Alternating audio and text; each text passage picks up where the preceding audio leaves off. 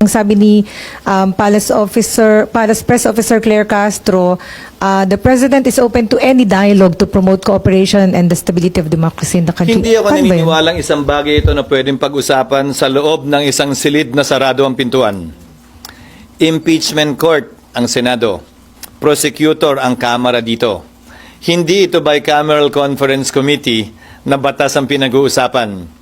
Hindi kami magkalibel sa isyong ito. At hindi ito pwedeng pag-usapan sa loob ng silid na sarado. Lahat dapat ginagawa in the open, in the name of transparency and accountability. Pero kasi yung Palace Press Officer nagsabi, pero ano ba yung pagkakaalam nyo? Gustuhin ba ni Presidente na manghimasok dito? At may lugar ba for him to intervene? Hindi ko alam. Si Yusek Claire lang naman ang nagsabi. Pero sa panig at party ko, ano nga ang pag-uusapan? Ano mga mapagkasundoan namin? Kung meron man, kailangan namang gawin pa rin in open court. Bakit hindi na lamang gawin in open court?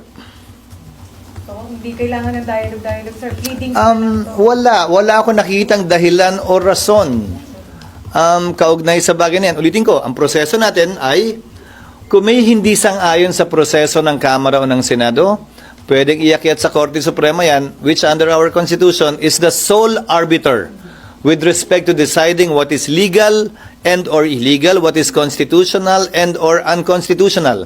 Hindi yan pwedeng pag-usapan o pagkasunduan ng Kamara o ng Senado bilang prosecutor man o bilang impeachment court. Hindi ba ang amicable settlement sa pagitan ng magkabilang panig?